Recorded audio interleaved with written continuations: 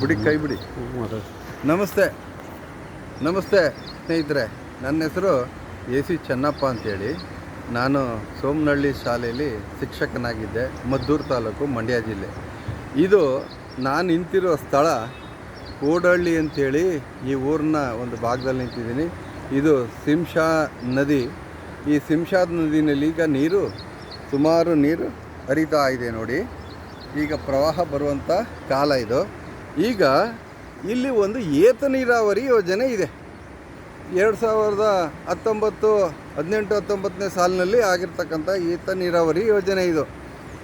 ಈ ಒಂದು ಯೋಜನೆ ಇವತ್ತು ಕಾರ್ಯ ನಡೀತಾ ಇಲ್ಲ, ನಿಂತಿದೆ. ಕಾರಣ ಏನು? ಈ ನೀರು ಆ ಒಂದು ಲಿಫ್ಟ್ ಇರಿಗೇಷನ್ಗೆ ಸಾಲುವುದಿಲ್ಲ ಅನ್ನೋದು ಕಾರಣ. ನೋಡಿ, ಎಂಥ ಒಬ್ಬ ಇಂಜಿನಿಯರ್ ಬಂದು ಈ ಒಂದು 8-9 ಕೋಟಿ ಖರ್ಚು ಮಾಡಿರುವಂಥ ಒಂದು ಪ್ರಾಜೆಕ್ಟ್ಗೆ ನೀರು ಬರುವಂತಹ ವ್ಯವಸ್ಥೆ ಮಾಡ್ಕೊಳ್ದೇನೆ ಮಾಡಿರುವಂಥ ಒಂದು ಯೋಜನೆ ಇದು. ಎಷ್ಟು ಸರಿ ಅನ್ನೋದನ್ನು ನೀವೇ ಯೋಚನೆ ಮಾಡಬೇಕು. ನೋಡಿ, ಇವತ್ತು ನೀರು ತುಂಬಿ ಒಯ್ತಾ ಇದೆ ನೀರು, ಆದರೂ ಈ ಯಂತ್ರ ನಿಂತಿದೆ. ದಯಮಾಡಿ ಜನಪ್ರತಿನಿಧಿಗಳು ಇದನ್ನು ಚಾಲನೆ ಮಾಡಬೇಕು ಅಂತ ನಾನು ಈ ಮೂಲಕ ಕೇಳ್ಕೊತೀನಿ. ನೋಡಿ, ನೀರು ಬರ್ತಾ ಇದೆ. ಇದು 24 ಗಂಟೆ ಕರೆಂಟು ಬರುವಂಗೆ ಇದಕ್ಕೆ ವ್ಯವಸ್ಥೆ ಇದೆ. 180 HP-ಯ 2 ಮೋಟ್ರುಗಳು ರೆಡಿ ಇದೆ. ಸುಮ್ಮನೆ ಸ್ವಿಚ್ ಆನ್ ಮಾಡಿದ್ರೆ ಹೋಗಿ ರುದ್ರಾಕ್ಷಿಪುರ ಕೆರೆಗೆ ನೀರು ಬೀಳುತ್ತೆ, ತೈಲೂರು ಕೆರೆಗೆ ನೀರು ಬೀಳುತ್ತೆ, ಅಲ್ಲಿಂದ ಆಲೂರು ಕೆರೆಯನ್ನು ತುಂಬಿಸ್ಬೋದು. ಇವತ್ತು ಮಳೆ ಹುಯ್ತಾ ಇದ್ರೂ ಕೂಡ ಕೆರೆಗಳು, ನಮ್ಮ ಕೆರೆ ಎಲ್ಲ ಖಾಲಿ ಬಿದ್ದಿದೆ. ನಾನು ಹಿಂದೆ ಇದೇ ರೀತಿ ಆ ಕೆರೆ ಖಾಲಿ ಇದ್ದದ್ದನ್ನು ನಮ್ಮ ಜನಪ್ರತಿನಿಧಿಗಳು, ನನ್ನ ಶಿಷ್ಯ ಚೆಲುವರಾಜು ಅಂತೇಳಿ ತೈಲೂರು ಬ್ಲಾಕ್ ಕಾಂಗ್ರೆಸ್ ಅಧ್ಯಕ್ಷ ಈಗ ಹಾಲಿ, ಅವರ ಸಹಕಾರದಿಂದ ಒಂದಷ್ಟು ನೀರು ಒಡೆದು ರುದ್ರಾಕ್ಷಿಪುರ ಕೆರೆ ನೀರು ತುಂಬುವಂಗೆ ಮಾಡಿದ್ದೆ. ಅದು ಸತ್ಯ, ನಾನು ನಿಜವಾಗ್ಲೂ ಹೇಳ್ತೀನಿ ಅದನ್ನು. ಅದಕ್ಕೆ ದಾಖಲೆ ಇದೆ ನನ್ನ ಹತ್ರ. ದಯಮಾಡಿ MLA ಸಾಹೇಬರು ಕೂಡ ಬಂದು ಇದನ್ನು ಕಾರ್ಯರೂಪಕ್ಕೆ ಅದು ಕೆಲಸ ಮಾಡೋಂಗೆ ಮಾಡಿದರು. ಆದರೆ ಇವತ್ತು ಕೆಲಸ ನಡೀತಾ ಇಲ್ಲ. ಇದು ನಿಜವಾಗ್ಲೂ ರೈತರಿಗೆ ಆಗಿರುವಂಥ ಅನ್ಯಾಯ. ಇದು ಈ ಅನ್ಯಾಯನ ಸರಿಪಡಿಸಿ ರೈತರು ಬೆಳೆ ಮಾಡೋದಕ್ಕೆ ಆ ಕೆರೆಗಳನ್ನು ನೀರು ತುಂಬಿಸಬೇಕು ಅಂತ DC ಸಾಹೇಬರು ಎಲ್ಲ ಕೆರೆಗೂ ನೀರು ತುಂಬಿಸಿ ಅಂತ ಹೇಳ್ತಾರೆ. ಅಲ್ಲಿ ಕೂತ್ಕೊಂಡು DC ಸಾಹೇಬರು ಹೇಳ್ತಾರೆ. ಆದರೆ ಇಲ್ಲಿ ಈ ಕೆಲಸ ನಡೀತಾ ಇಲ್ಲ. ನೋಡಿ, ಇದು ಸತ್ಯ, ನಾನು ಹೇಳ್ತಾ ಇದ್ದೀನಿ. ಬೇಕಾದರೆ ಆ ಊರಿನವರೇ ಇಲ್ಲಿ ನಿಂತಿದ್ದಾರೆ. ಮಾತಾಡಿ. ತಮ್ಮ ಹೆಸರು ಗೌಡ್ರೆ? ನನ್ನ ಹೆಸರು KM ಜಯರಾಮ್ ಅಂತ. ಯಾವ ಊರಿನವರು? ಕೋಡಹಳ್ಳಿಯವರು. ಪಕ್ಕದ ಜಮೀನವರು. ಹಾಂ, ನೋಡಿ, ಇವರು ಸತ್ಯ ಹೇಳಿ ಸರ್, ಏನಿದೆ ಅಂತ ಹೇಳಿ ಸರ್. 2019 ಓಪನ್ ಆಯ್ತಿದ್ದು. ಹೇಳಿ ಸರ್. ಇವರೆಲ್ಲ ಬಂದು ವಾಟರ್ ಮ್ಯಾನು ಅಂತ ಶ್ರೀನಿವಾಸ ಹೇಳಿ ಅವನು ಒಂದು ತಿಂಗಳಿಗೆ ಒಂದಿನ ಬರೋಲ್ಲ ಇಲ್ಲಿ. ಹೇಳಿ ಸರ್, ಹೇಳಿ, ಸತ್ಯ ಹೇಳಿ ಸರ್. ಅದಕ್ಕೇನಂತ ಒಂದಿನ ಬರೋಲ್ಲ. ನೋಡಿ ಸ್ವಾಮಿ, ನೋಡಿ ಸ್ವಾಮಿ, ನೋಡಿ ಎಲ್ಲ ಪಾಳು ಬಿದ್ದಿದೆ. ನೋಡಿ, ಇದು ಸರ್ಕಾರದ ಯೋಜನೆ, ಒಂದು ಯೋಜನೆ. ಮಾತಾಡಿ ಸರ್, ಏನಾಗಬೇಕು ಇದಿಲ್ಲಿ? ಇದರಿಂದ ಒಂದು ಒಡ್ಡು ಕಟ್ಟಬೇಕಿಲ್ಲಿ, ಒಂದು ಒಡ್ಡು ಕಟ್ಟಬೇಕಿಲ್ಲಿ.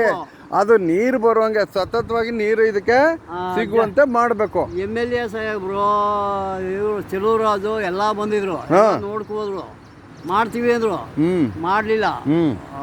ಆಲೆ 15 ವರ್ಷದ ತಂದು ಮಾಡಲೇ ಇಲ್ಲ ಈ ಕೆಲಸವ. ನೋಡಿ, ಈಗ ಆಗಬೇಕಾಗಿರೋದು ರೈತರುಗಳು ಬದುಕಬೇಕು. ಈ ದೇಶದ ಬೆನ್ನೆಲುಬು ರೈತ ಅಂತ ನಮ್ಮ ಮಹಾನ್ ವ್ಯಕ್ತಿಗಳು, ಎಲ್ಲ ಬಾಯಿಗೆ ಬಂದಂಗೆ ಮಾತಾಡ್ತಾರೆ ರೈತರನ್ನು. ಏನು ರೈತ ಈ ದೇಶದ ಬೆನ್ನೆಲುಬು ಅಂತ. ಆದರೆ ಇಂಥ ಸಹಕಾರ ನೀಡಬಾರ್ದೆ. ನೋಡಿ, ಇಲ್ಲೊಂದು ಬ್ರಿಡ್ಜ್ ಮಾಡಿದ್ದಾರೆ, ಒಳ್ಳೆ ಇದು ಮಾಡಿದ್ದಾರೆ.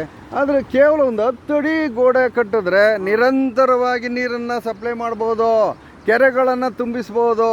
ನೋಡಿ, ಅಲ್ಲಿ ಇಗ್ಲೂರು ಡ್ಯಾಮ್ ಅಂತ ಇದೇ ಒಳಗೆ ಇಗ್ಲೂರು ಡ್ಯಾಮನ್ನು ಕಟ್ಟಿದ್ದಾರೆ. ಅದು ಚನ್ನಪಟ್ಟಣದಲ್ಲಿರುವ ಕಣ್ವಾ ಕೆರೆಗೆ ನೀರನ್ನು 20 ಕೆರೆಗೆ ನೀರನ್ನು ಉಣಿಸ್ತಾ ಇದ್ದಾರೆ. ನಾನು ಪಕ್ಕದೂರ್ನವನು, ಪಕ್ಕದಲ್ಲೇ ನೀರಿನ ಸೌಲಭ್ಯನ ಪಡೀಕಾಗದೆ ಹೋದ ಮೇಲೆ ಸರ್ಕಾರ ನಮಗೆ ಇದರಿಂದ ಆಗುವಂಥ ಪ್ರಯೋಜನ ಏನು? ಅದು ಸರಿಯೋ? ಅಲ್ಲಿಗಂಟ ತಗೊಂಡೋಗಿರೋ ನೀರನ್ನ ಇದು ನಮಗೆ ಇಲ್ಲಿಗೆ ಚೆನ್ನಾಗಿದೆ, ಲಿಫ್ಟ್ ಇರಿಗೇಷನ್ ನಡೀತಾ ಇದೆ, ವರ್ಕ್ ಮಾಡ್ತಾ ಇದೆ, ಇದನ್ನು ನಿರಂತರವಾಗಿ ಓಡುವಂಗೆ ಮಾಡಬೇಕು ಅನ್ನೋದು ನನ್ನ ಜನಪ್ರತಿನಿಧಿಗಳಿಗೆ ನಾನು ಕೋರ್ತಾ ಇರುವಂತಹ ಒಂದು ಮನವಿ ಅಂತ ದಯಮಾಡಿ ಇದನ್ನು ನೀವು ರನ್ ಮಾಡಬೇಕು, ಇದನ್ನು ಓಡಿಸ್ಬೇಕು. ಇಲ್ಲಿರುವಂತಹ ವ್ಯವಸ್ಥೆಯನ್ನು ಇದೆಲ್ಲ ಪಾಳು ಬಿದ್ದಿರೋದನ್ನು ಸರಿಪಡಿಸಿ ಇಲ್ಲೆಲ್ಲ ತಿರುಗಾಡುವಂಗೆ, ಇಲ್ಲಿ ನೀರು ಬರುವಂಗೆ ಇಲ್ಲೊಂದು ಒಡ್ಡನ್ನು ಕಟ್ಟಿಸ್ಕೊಡ್ಬೇಕು. ಇದು ನನ್ನ ಕೋರಿಕೆ. ದಯಮಾಡಿ ನಾನು ಆ ಜನಪ್ರತಿನಿಧಿಗಳ ಕಾಲು ಬೇಕಾದ್ರೆ ಬಿದ್ದು ನಾನು ಕೇಳ್ಕೊತೀನಿ. ನಿಜವಾಗ್ಲೂ ಈ ದೇಶದ ರೈತ ಬದುಕಬೇಕು. ಅವನು ಅನ್ನ ಕೊಡ್ತಾ ಇದ್ದಾನೆ, ಪ್ರತಿಯೊಂದು ಜನಕ್ಕೂ ಅನ್ನದ ಮೂಲ ರೈತ. ಆ ರೈತನ ಹೆಸರು ಹೇಳ್ಕೊಂಡು ನೀವು ರಾಜ್ಯ ಬಾಳ್ತಾ ಇದ್ದೀರಿ, ದೇಶ ಆಳ್ತಾ ಇದ್ದೀರಿ. ಖಂಡಿತ ನಿಮ್ಗೆ ಒಳ್ಳೇದಾಗಬೇಕು ಅಂದರೆ ಈ ರೈತನ ಏನಾದ್ರು ಮಾಡಿ ಬೆಳೆಸಿ. ನಮಸ್ಕಾರ. Thank you sir.